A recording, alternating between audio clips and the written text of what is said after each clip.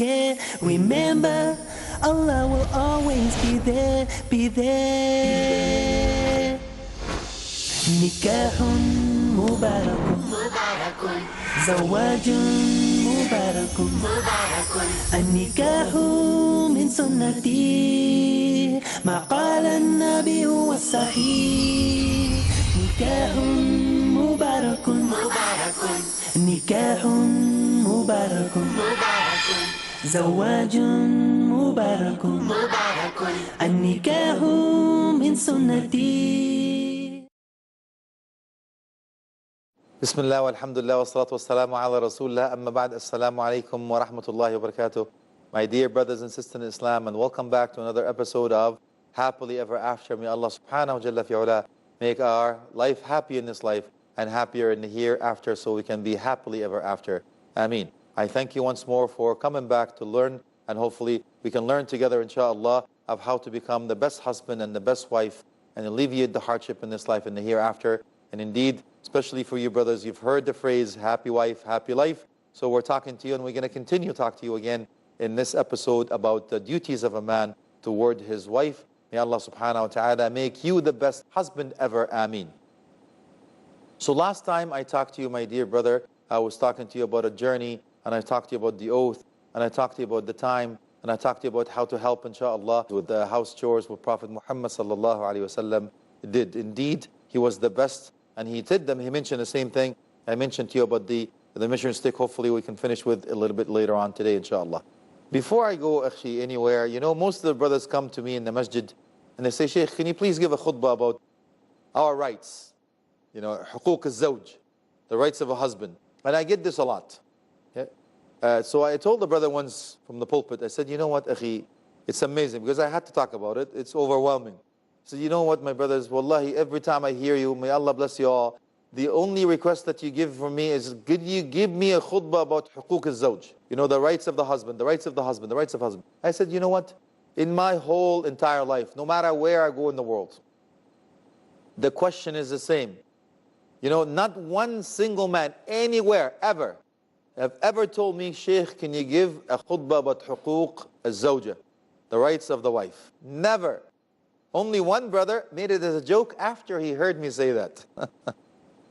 But isn't that amazing, akhi? So please, let's now come back and be the intention, inshallah, and revive and follow the footsteps of Rasulullah, continuing with the duties about doing the right thing, as we mentioned earlier on, towards your wife, your measuring stick, inshallah, which we'll finish with again.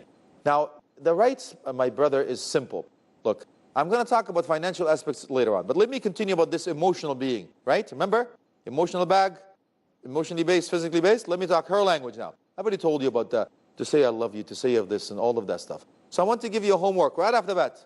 Tonight, you're going to come up with a beautiful flower for your wife, a beautiful box of chocolate for your wife. I want you to write a poem now. I want you to write a poem about her. First time you saw her, how she made you feel, how she changed your life, how you want to be with her in Jannah, and all of these things. Okay, akhi? That's your homework for tonight or today. Okay? Surprise her. Do something. A beautiful, a little bit of a nice surprise always goes well. But today we're going to talk about something else, akhi. I want you to beautify yourself to her. Sheikh, what are you talking about? Me? Beautify myself to my wife? Yes, yes. Again, let me give you the proof, okay, akhi, before you freak out and walk out of the screen and turn it off and all that stuff. You say, this man is like where is he from, man? Come on, dude. Let me give you the proof, okay? In the Quran, is وَلَهُنَّ مِثْلُ الَّذِي عَلَيْهِنَّ بِالْمَعْرُوفِ. It's an ayah. Now, what does it mean?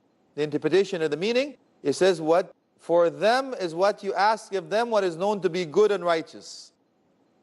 For example, you want your wife to look good to you, don't you? Of course you do. You want her to smell good to you, don't you? Yes, of course. You want her, you want her, you want her, you want her. You have a long list of wants and needs and all of this lovely stuff. Okay, so I want you to turn this list around. Look at it yourself. It says, look, okay, so if I want her to look beautiful for me, I'm going to look beautiful for her. If I want her to smell good to me, I want to smell good for her. And down the list. Let me give you the proof again. That's what the ayah said. Now, Abdullah ibn Abbas, radiallahu anhuma, was approached by a man because he saw Abdullah ibn Abbas radiallahu anhuma beautifying himself in the mirror. He says, you know, wallahi, I'm never going to listen to you anymore. That's it. No more Quran for you. I won't listen unless you give me the proof in the Quran of what you're doing. He says, what are you doing? He says, I'm beautifying myself, my wife. So give me the proof in the Quran. He says the ayah, he quoted the ayah that I just mentioned earlier. وَلَهُنَّ مِثْلُ الَّذِي عَلَيْهِنَّ بِالْمَعْرُوفِ. For them what you ask, give them what is known to be good and righteous. Subhanallah. Isn't that amazing? We read the Quran so much, but we don't get the bigger picture. We have a hand-me-down Islam. Hand-me-down Islam. I'm reiterating the fact. This is how my father did it, this is how my mother did it. Alhamdulillah, may Allah bless our fathers and our mothers. But maybe, akhi, they didn't have the opportunity to learn as we're learning now. They thought they were doing the right thing. They thought that, yeah, I don't show emotions to my wife because otherwise I'll be called a wuss, right? I've heard this, my brother, from different cultures. I heard a brother tell me, if I do this, they will not call me a man. If I show emotions here, they will not consider me strong. Subhanallah. The best of creation says, وَزِقْتُ حُبَّهَا, declared it to the world. I was blessed by her love. And still till now, we can't say, آمَنْتُ بِاللَّهِ وَرُسُلِهِ. How could that be? How could a Muslim brother follow the Quran and Sunnah? Wallahi, sometimes in the beginning of my career, I used to go home and wonder, how could a Muslim brother treat a Muslim sister this way? I have no idea. How could a brother declare, أَشْهَدُ أَن لَا إِلَهَ إِلَّا اللَّهِ وَأَشْهَدُ أَنَّ مُحَمَّدًا عَبْدُهُ وَرَسُولُهُ, and actually does this to the sister? How could he actually say, أَشْهَدُ أَن لَا إِلَهَ إِلَّا اللَّهِ, declaring that Quran is the word of Allah, and he's following that? And you declare that Rasulullah sallallahu alaihi wasallam is your uswa, is the messenger of Allah. And you don't even follow, come close to his sunnah. Don't even, you go exactly the opposite of that. Subhanallah, ajib wallahi. So he says, I want to be the best because that's the mission stick. Because Prophet Muhammad sallallahu alaihi wasallam says, خَيْرُكُمْ خَيْرُكُمْ لِأَهْلِ وَأَنَا خَيْرُكُمْ لِأَهْلِ. The best of you, the best to his family and wife, and I am the best to my family and wife. Subhanallah. Isn't that amazing, ya Shaykh? Wallahi, we talked about the akhlaq a little bit, and I'm going to reiterate the fact a little bit later on, inshallah, if that's what it takes. So now we are going to say that, my brother, you know, you come from work, you know, may Allah give you strength, ya Shaykh, coming tired and whatever, and, you know, sweaty and all of that stuff, and may Allah bless you for your hard work and accept from you, ameen. It's your jihad, it's your struggle, it's your strive to provide with that intention, turn aada into ibadah, remember? Turn what's a worldly affair into an act of worship, just the intention, because that's what it says. We said before earlier on, the best money you spend is the money you spend for your family, period. That's what the hadith says. So you're coming from work, you're tired, you know, and your wife opens the door for you, mashallah, beautiful, beautified herself, that's like the sunnah, and you called your wife before you come because that's the sunnah, because Prophet Muhammad sallallahu alaihi wasallam used to send the messenger, I am here, I'm coming home. Why? To give the sister to look, you know, nice for you, to prepare, clean certain things, get the kids down, and so on. Now, when you come in, you say, hi, how are you?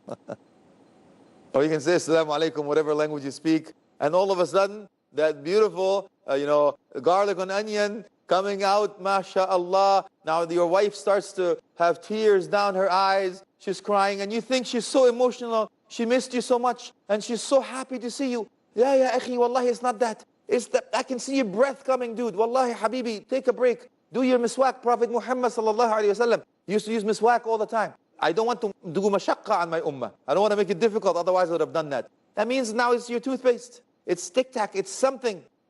Whatever it takes to make sure that your breath is nice and clear. So, you know, you come in and your wife passes out. La hawla wa la quwwata illa billah. What happened, habibi? Okay, so you raise your hand to welcome your children. Assalamu alaikum. And all of a sudden the plants, they die as you pass by. The paint is peeling off the ceiling. Ya habibi, wallahi, look, there's a Al-Qattan, Hafidahullah, says, إِبْطُهُ عَرَقْ وَثِيَابُهُ يَخْرَقْ وَإِذَا نَطَقَ نَعَقْ وَإِذَا تَبَخَّرْ احْتَرَقْ وَإِذَا مَسَنْ زَلَقْ, and so on. It means that وَلِيَادُ بِاللَّهِ, all of that stuff is not very hygiene, all that stuff. Remember the days, I'm going to remind you, remember, I'm going to repeat, remember the day that you wanted to, you know, ask for a hand in marriage? Remember the days that you really were going on the engagement, you know, period with her mahram, of course, and all of that stuff? How were you? Didn't you, you know, the hair must be right, you've taken a shower, you put the utr, alhamdulillah, you look fantastic. Remember, you worked out, you looked like a champ, right, akhi? Now you look like a different things, may Allah help you. Okay, so I'm going to ask you for your homework tonight. You want to make sure you're nice and groomed, looked after, hygienic, looking after this, because Prophet Muhammad ﷺ used to put the itr right here where he used to have the difference between the hair. Aisha radiallahu anha used to put the itr in there. You can smell Prophet Muhammad ﷺ as you're walking down the streets. So I know you're saying that I'm a man. Yes, akhi, but you don't have to smell like one. Habibi, my brother, please look after it. So I'm giving you the ayah, I've given you the proof, I've given the hadith, I've given you the Abdullah ibn Abbas. So from now on, please make sure you look after the sister. Okay, akhi? Please. Tayyib. My dear brother, you know that Prophet Muhammad ﷺ had a foot race with Aisha radiallahu anha. And the story is long, but I mean, just to come to the chase. You know, a whole army, man, was looking for something that Aisha radiallahu anha missed or dropped. You know, it's funny because Aisha radiallahu anha was obviously late, early in the marriage. So, you know, Prophet Muhammad ﷺ had the foot race. She beat him in the beginning. And of course, he said, you know what? Okay, well, sit down, eat this, drink that. She got a little bit older, a little bit heavier, radiallahu anha. And now says, okay, let's compete again. Let's have another foot race. But this time, Prophet Muhammad ﷺ beat Aisha radiallahu anha wa an ummahatul mu'minin ajma'in. He says, هذه بتلك. Okay? Now we're even. Isn't that amazing? Do you see what that means, my brother? It means that they had this beautiful bond.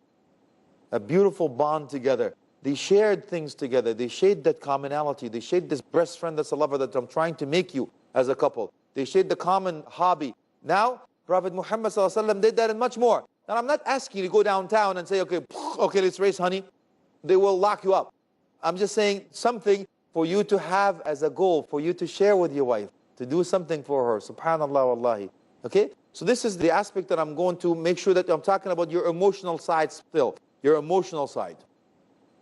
I also want to bring your attention to something that Aisha radiallahu anha had with Prophet Muhammad sallallahu alayhi wasallam. You know, when we talked about Abu Zar'a before, he reiterated the fact that I will not divorce you. Make sure that she's stable, she's secure in the relationship, and you know, I want to be with Jannah and all of this beautiful stuff. Okay, you know what they used to do? Okay, she used to say a few things. The Prophet Muhammad sallallahu alayhi wasallam noticed. He said, you know, Aisha, I know when you're happy with me, and I know when you're not happy with me. This is how. He says, I know when you're happy with me, you say, La wa Rabbi Muhammad. When you're not happy with me, you say, La wa Rabbi Ibrahim. When you're happy with me, you say, Nay with the Lord of Muhammad. But when you're not happy with me, nay with the Lord of Abraham. It's the same Lord. But you know what you say? He says, Wallahi, I only abandon you with my tongue, but you're still in my heart. What a beautiful relationship. Speaking of relationships, we have to take a break, but when we come back, inshallah, we'll continue with this beautiful journey. May Allah subhanahu wa jalla fi'ala make you happily in the ever after. Ameen. Look forward to seeing you again on the other side. Please stay with us. نكاح مبارك نكاح مبارك. We love to be good. A good leader, a good father, a good husband, a good son, and a good neighbor. So join us to learn the art of goodness. In our program, The Significance of Islamic Adab. Recognize the specific qualities essential to polish your character in Significance of Islamic Adab every Sunday at 5:30 p.m. and repeat telecast at 11:30 a.m. Saudi Arabia on Peace TV. Let's discuss issues. Welcome to Let's Talk. I'm your moderator. Omar Dunlap. Does Islam allow terrorism? This is unfair and this is not true. Dr. Mamdouh Muhammad. Islam is the religion of peace. Because of the media, because of what's said about Islam. Mahmoud Atiyah. A huge amount of literature was written on the issue of what they call Islamic terrorism or fundamentalism is not a religious reason. It is a political, sociological. Let's share ideas. Let's discover the truth. We need to put our hands together to show the mainstream Islam to people. To clear doubts, discuss problems, and find proper conclusions. A unique and contemporary chat show. Let's Talk. Every Thursday at 3 p.m. and repeat telecast at 1 a.m. Saudi Arabia on Peace TV. Peace TV. TV presents We pray to Allah subhanahu wa ta'ala that may He make this Dubai International Peace Convention larger and bigger every time. the philosophy for real peace. Listen to the words of Allah. Every word in the Quran is perfect. This is the message of Allah which He wanted us to communicate to the whole world. Pure, pragmatic, perfect. The Muslims Allah subhanahu wa ta'ala created for the humanity. Respond in the way that is best. Its basis to promote infallible teachings, righteous principles, Islam, it means peace. Worship none but Him. You will be at peace. true values, Each and every Muslim, you have to obey the commandments of Allah. to create a society free from chaos. My mission of life is peace in every home.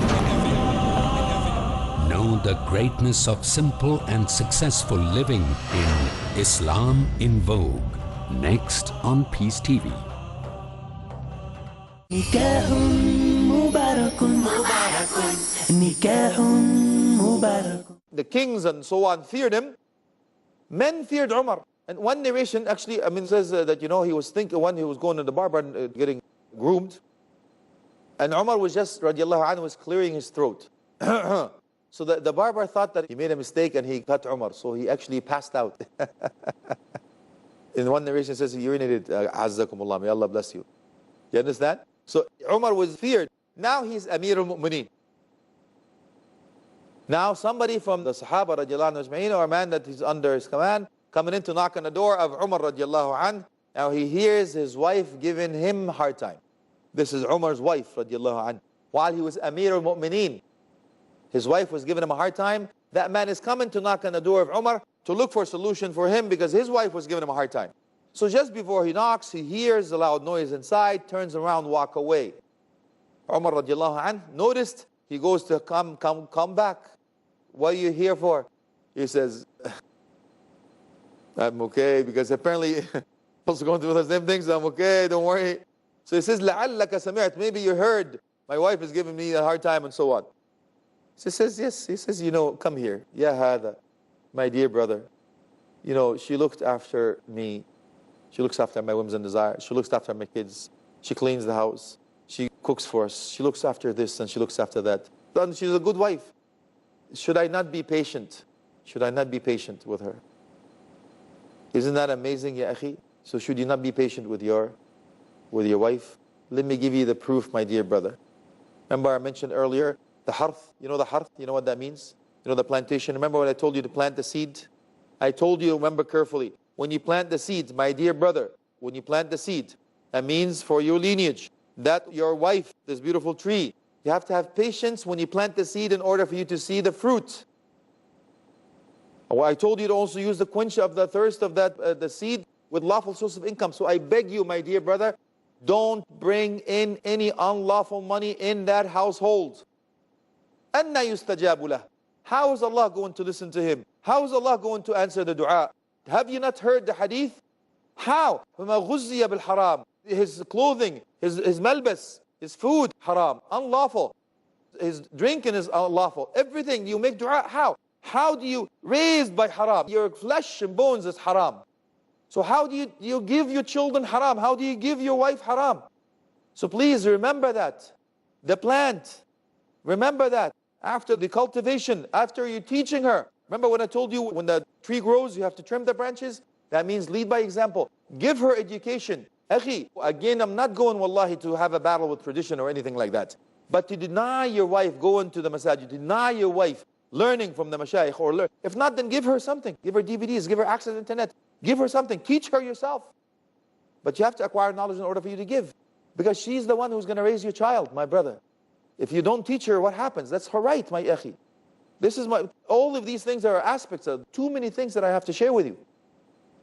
So please make sure that you do this. So when Umar ibn Khattab radiallahu anh, he says, that she does all of these things, should I not be patient with her? So please be patient with your wife. Understand that. Abu Hanifa Nu'man, rahmatullahi alayhi, his wife asked him a question. So he answered the question. She says, no, it's not the right answer. It's Abu Hanifa Nu'man, akhi. Allahu Akbar. So he says, okay, if you won't listen to me, who will you listen to? She said, your student, Abu Yusuf. So he goes to get Abu Yusuf. He goes, yes, master. Yes, my teacher. Well, he said, my wife will not listen to me. Who will she listen to? She will listen to you. She says, okay, what is the question? He told him the question. He said, okay, what's the answer? He told him the answer. He says, okay. So he goes back to see his wife. He says, here's Abu Yusuf. She asked him the same question. He gave her the same answer. Subhanallah, ajib wallahi. And just hakada, hakada, that's the right answer, that's the right answer. Allahu Akbar, subhanallah. Isn't that amazing? Yes, it is amazing. So you have to learn patience with your wife. Understand the nature of your wife, inshaAllah. Take her off the hook like Prophet Muhammad ﷺ did. And so on and so forth, inshaAllah. Now I have to tell you, piety. Being kind and gentle with her. First of all, I go to rifqan bil qawarir, and I will tell you why I'm saying this. Rifqan bil qawarir. Remember we're talking about Aisha radiallahu anha. And Anjasha radiallahu anha had a beautiful voice. One of the Sahaba had a beautiful voice, and he was talking about an nasheed while the army was going, as I was talking about it earlier. So the camels were starting to sway. So the women were actually complaining, this is a rough ride. So they complained to Rasulullah sallallahu alaihi wasallam. So he told them, Ya Anjasha, rifqan bil qawarir. Take it easy, ala qarura. Qarura is the glass vessels. So Prophet Muhammad sallallahu alaihi wasallam told you, akhi, be gentle, be kind. She's an emotional being, Habibi. Remember when I told you earlier on? Let me explain to you why I mean by that now. To take you back to the Hadith al-Ifk. Hadith al-Ifk, akhi, was the one that a big great lie where they accused Aisha of something that she was innocent of. Alhamdulillah, Allah made that testimony in the Quran that she's innocent of what they say about her. Alhamdulillah, she's cleared. But now what do? Oh, you have to remember that at that time Aisha was not aware of what's going on. Mistah was taking her outside for qada al-hajah. So Mistah hit a little bit of a brick as she was walking. She says, Ta'isa Mistah. So she says, how could you say that? He shahida Badr. He witnessed Badr.